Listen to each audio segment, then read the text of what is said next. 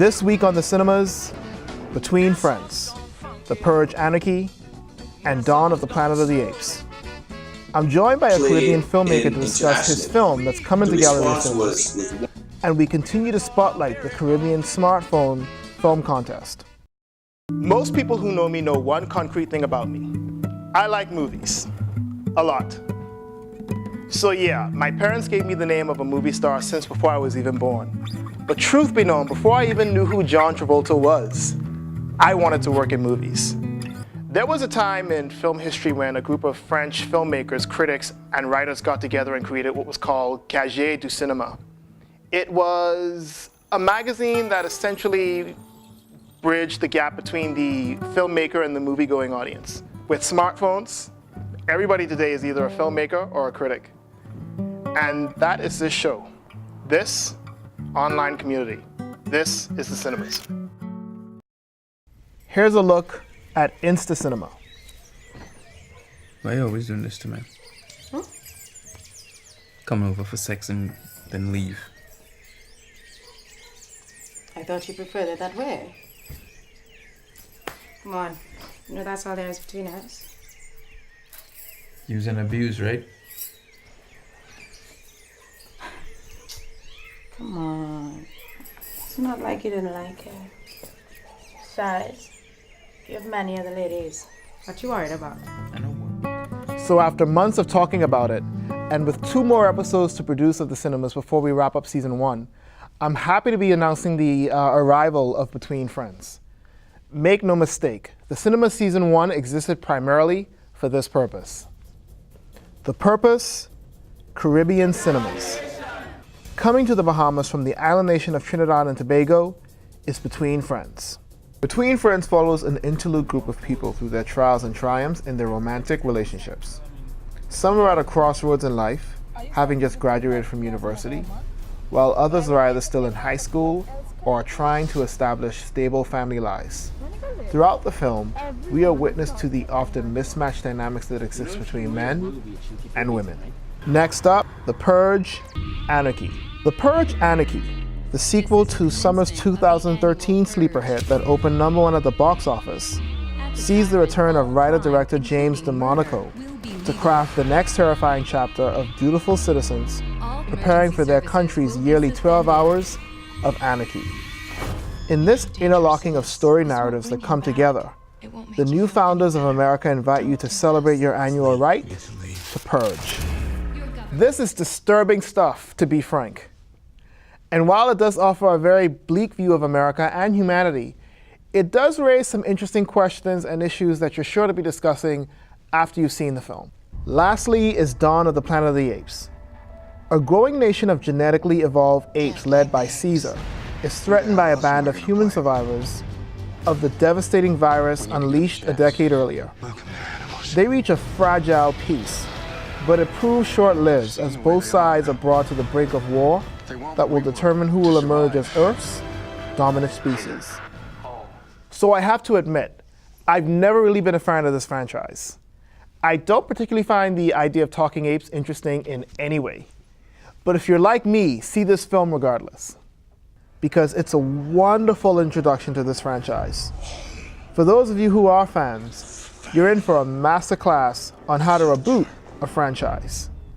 Either way, Planet of the Apes is one of the better movies of the summer, and Andy Serkis as Caesar gives one of the best performances I've seen in a movie all year. Feedback from the last show. Kimberly writes, I saw Tammy and it's nowhere near perfect, but I guarantee that Melissa McCarthy will be fine. And at Karen14 write, of course Hollywood has a double standard for women, but perhaps we're moving in a way where now that will change. This show is all about you, so send us your feedback at Traviku. Dawn of the Planet of the Apes is the #1 movie in the country. Joining me for this segment is a special guest. He's joining me all the way from Trinidad.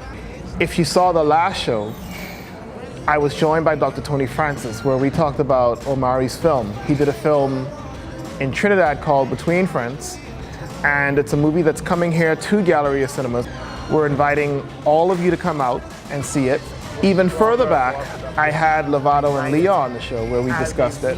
And I think one of the things we all could agree on was that though this story, which is essentially interlocking story narratives on the island nation of Trinidad, dealing with themes of fidelity, themes of casual sex, themes of STDs, themes that are pertinent all around us. This was a story happening in Trinidad, but no strings attached. Bahamians will see this story could easily be transported here. It could easily happen here. I think we're about to see Caribbean life on the screen in a very, very real way. But with that said, Omari, how are you? Hi, morning, Travolta. Man, I'm doing good, man. Thank you. So Omari, tell me, man, have you seen Planet of the Apes? That is definitely at the top of my list. I was supposed to go for the opening night, and my car broke down on me, so I have not gotten there yet. But that's definitely must see. The first one was absolutely brilliant. One of my top 5 films of the past few years. And what inspired Between Friends? Between Friends was inspired. It wasn't. I can't even say it was really inspired. This was something that was the script idea. Well, not the idea of the script, but the idea to develop a script around young persons in HIV was presented to me when I was living in Namibia back in 1999, 2000. This was a long time ago. Effectively, what I did was I adapted the screenplay that I had for Namibia for a Trinidad/Caribbean audience. Omari, what's the state of Caribbean films in Trinidad and Tobago? Film in Trinidad it's in a state. I mean, it's in a state of movement to a certain degree because there are individuals who are either taking upon themselves to garner private funding and good friends to play certain roles on the cast and crew, and are doing doing films, doing features, doing shorts.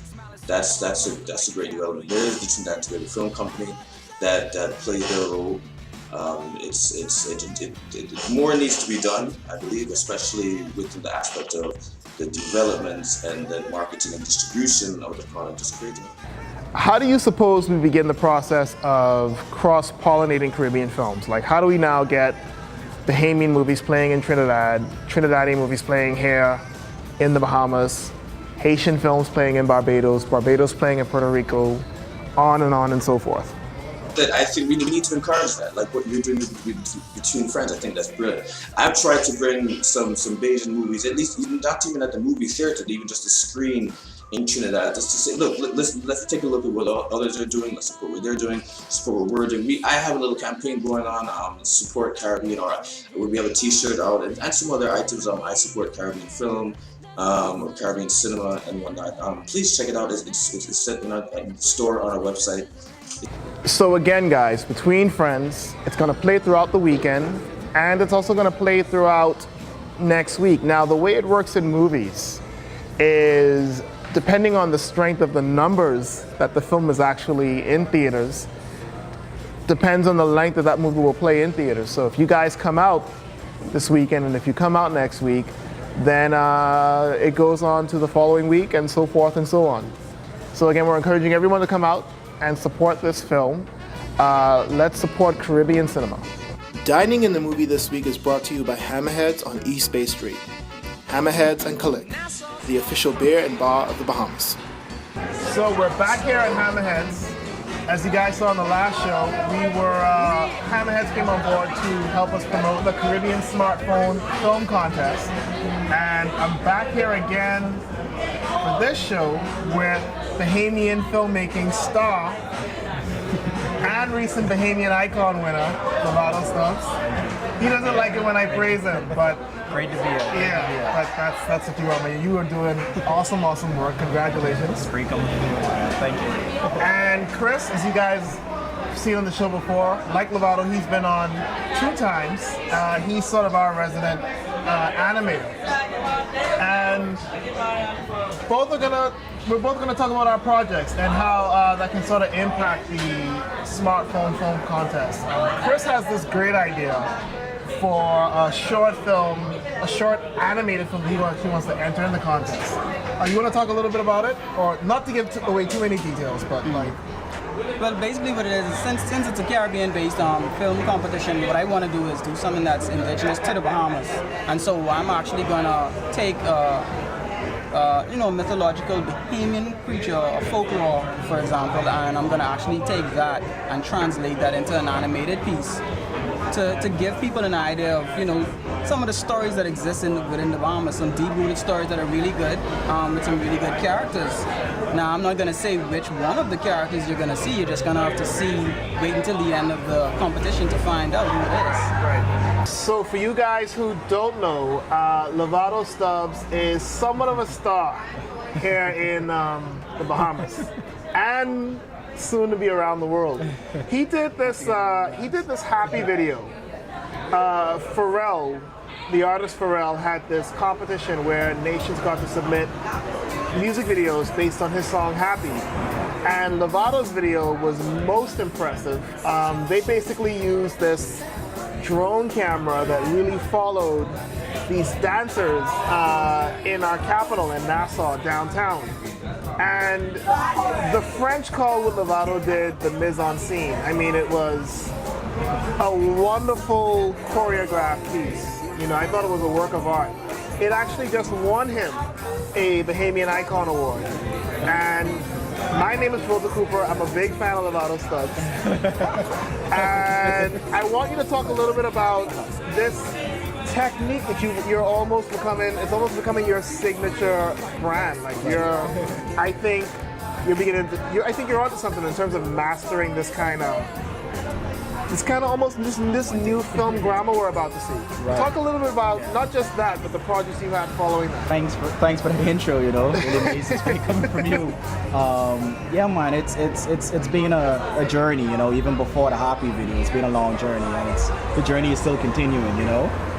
Since the Happy video, I did the Bahamian music video, the latest Bahamian music video for their single Night and Day. That was actually also in the World Cup. Right. And the great thing about that and the Happy video was, it was a Bahamian crew. Yeah. That's one of the other things that's great about those videos. It's very Bahamian based.